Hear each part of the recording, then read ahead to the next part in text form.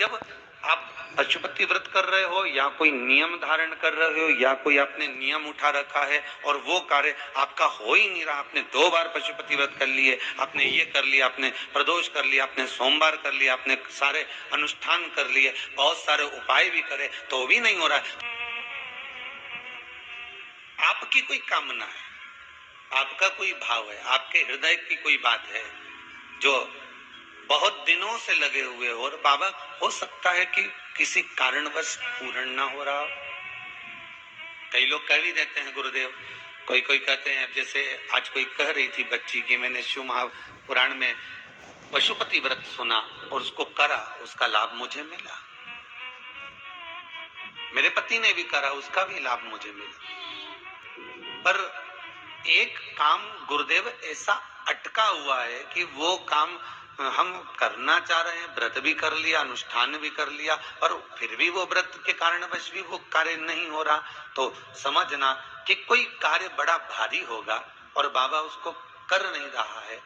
या कोई काम अटक रहा है। तो हमने पहले भी कहा, ये बीच की जो पत्ती है ये देव अधिदेव महादेव है, ये ब्रह्मा, ये विष्णु।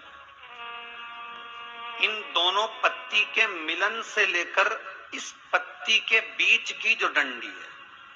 ये नीचे की डंडी का वर्णन नहीं कर रहे हैं, इन दोनों पत्तियों के बीच में जो डंडी है बची हुई, जो तीनों के बीच में एक डंडी का जो भाव है, ये माता जगत जननी जगदम्बा माता पार्वती है। इस डंडी के नीचे का जितना भाग है ये 33 कोटि देवताओं को दर्शाता है। बेलपत्री पिछले वर्ष की श्रावण की कथा यदि आप निकालेंगे और उसको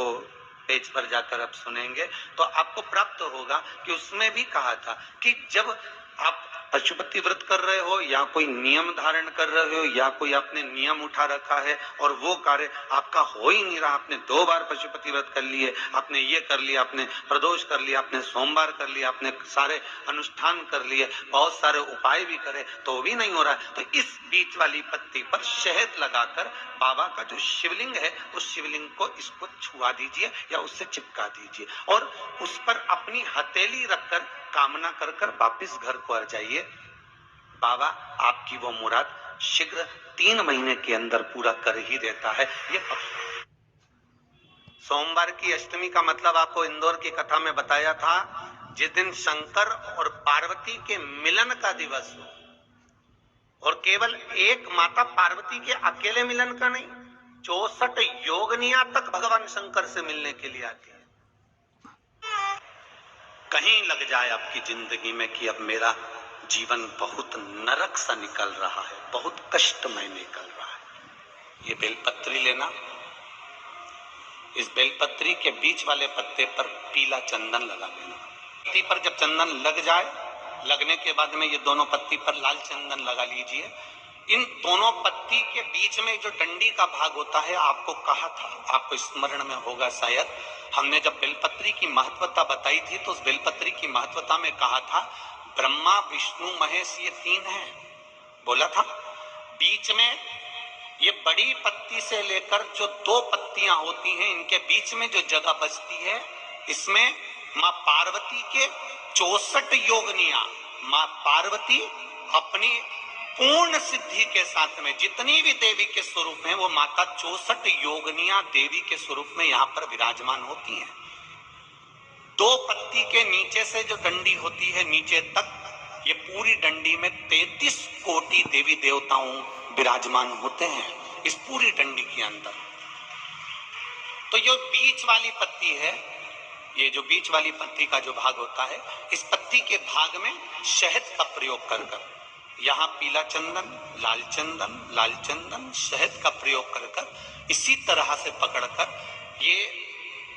बेलपत्री की जो डंडी है वो अशुक सुंदरी पर जब आप समर्पित करें तो जहां से जल बहता है उस ओर पर इस पत्ती को चढ़ाकर केवल आपके हृदय की बात कहकर देव अधिदेव महादेव से कोई भी शिव जी का मंत्र, पंचाक्षर नमः शिवाय, षडाक्षर ओम नमः शिवाय, श्री शिवाय नमस्तुभ्यम या महामृत्युंजय मंत्र, जो शिव का मंत्र हो आपके पास में, उसको बोलते हुए देवाधिदेव महादेव को धीरे धीरे जल की धार चढ़ाना प्रारंभ करो। जल की धार जब पूर्ण होने लगे, उसमें थोड़ा जल बचे, तब अशोक सुंदरी पर जो तुमने बेलपत्र चढ़ाई है वहां उस जलधार को चढ़ा। ये प्रयोग आपको केवल सोमवार की अष्टमी पढ़ने पर ही करना है। कौन से दिन करेंगे? जम के बोलिए जरा। सोमवार की अष्टमी पढ़ने पर यह प्रयोग करें और जल चढ़ाकर बाबा से विनती कर कर उसी बेलपत्र को वापस उठाकर कहीं जलाशय में या किसी पेड़ के नीचे विसर्जन कर दें और एक लोटा जल वहां भी चढ़ा दें। बस निवेदन कर कर आ जाइए, मेरा बाबा 3 माह के अंदर हाथ जरूर पकड़ेगा और आपको दलदल से बाहर निकाल देगा।